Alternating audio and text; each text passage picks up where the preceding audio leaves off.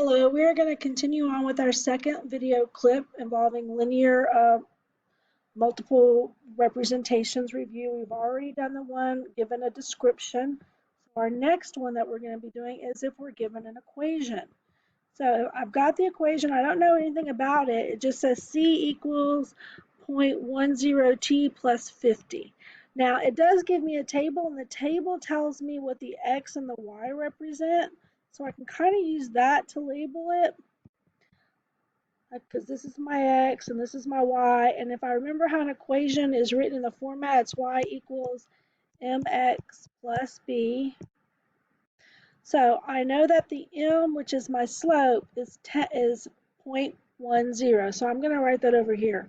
M, which is the slope, is equal to 0.10. I know my y-intercept, my b, which is my starting value, b, and I'm going to put SV for starting value, that equals the 50. Now, if you actually want to know what this is about a little bit more, look at the table. The table gives you some hints. If you didn't have this, if all it had was an x and a y, then basically just identifying the slope and the starting value is all you could do. But since it does tell us what the x and the y represent, we can look at it and start talking about that this is really the charge for texting. And since the slope is attached to the x, that's 10 cents for each. Think of it as a text.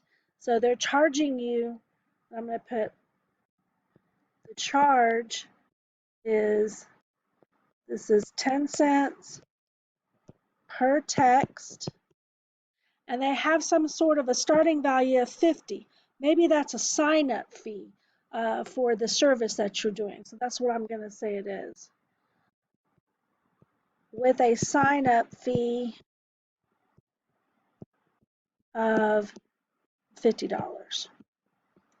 Okay, so that's one way we could do it. Now we could have said it was other things, but since the table told us that we had text and a charge, then we can go ahead and sort of assume that that's what it is. If the table doesn't tell us what the x and the y represents, then really all we can do is this part where we identify the slope and the starting value. That would have been enough. Okay, now I'm just going to continue on with this and look at our table. Okay, now, once again, since our slope is 10 cents, if I wanted to, and I know my starting value is 50, so I'm going to go ahead and put that in here.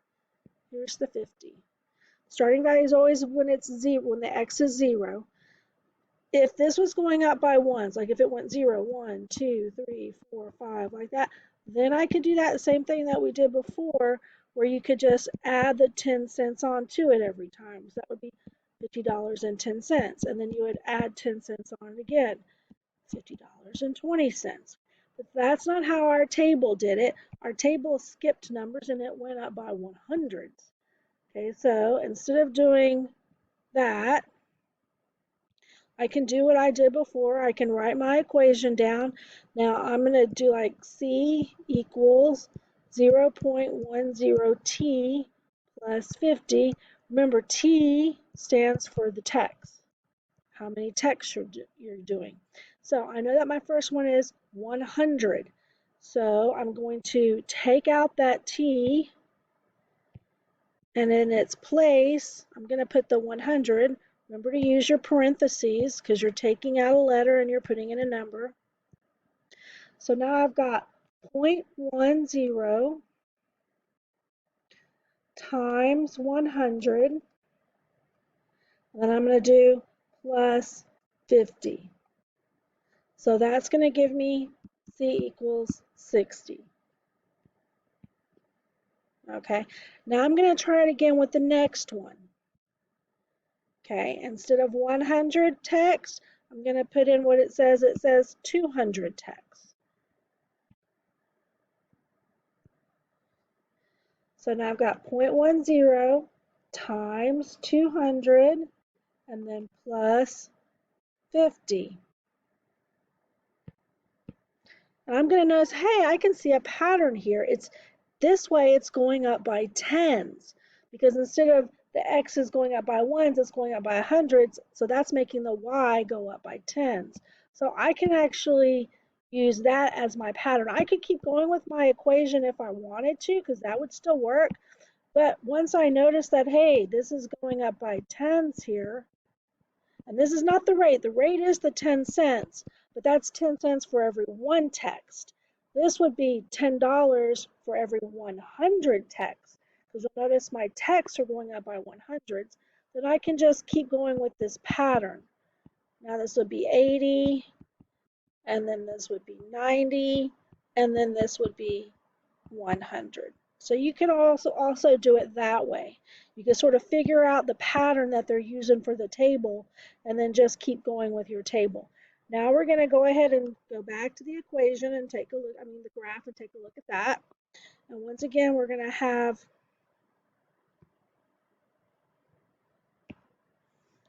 our x-axis right here, and that's going to be labeled text, or you could put number of texts, but I'm just going to put text. And here's my y-axis, I'm highlighting in blue, and that's going to be the charge. And of course, think of that, that's money. Okay, so as I'm looking at my text, it's going up by hundreds. I'm just going to use that. I'm going to have like 0, 100, 200, and if that sort of puts them too close together and you're like, oh, I don't want to do that, then you could make every line a 50, but only write the 100 in. So that this would be a 50 right here, and then 100, and then this would be 150, and then 200. So it's basically like you're skipping a line, and that line represents 50 more. So then 250, and then 300, and then this is 350, and then this one would be 400, 450, and that one would be 500. And that's going to spread it out a little bit more so the numbers don't just all squunch up together. And notice on my Y, it starts at 50, but it only goes up by 10. So I'm going to go ahead and start with 10. I may not get everything on here. I'm going to do 10, 20, 30, 40, 50, 60, 70, 80, 90, but yeah, I will get it.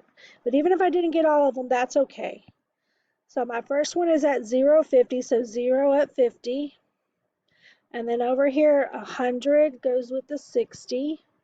And notice we're skipping that line in the middle because that represents the 50 mark.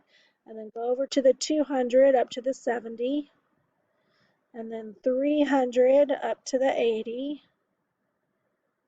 400's up to the 90. And 500 was up to the 100.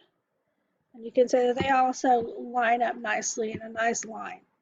So that's our second example when we were given an equation and then we had to figure out a scenario or a description, the table, and the graph from it.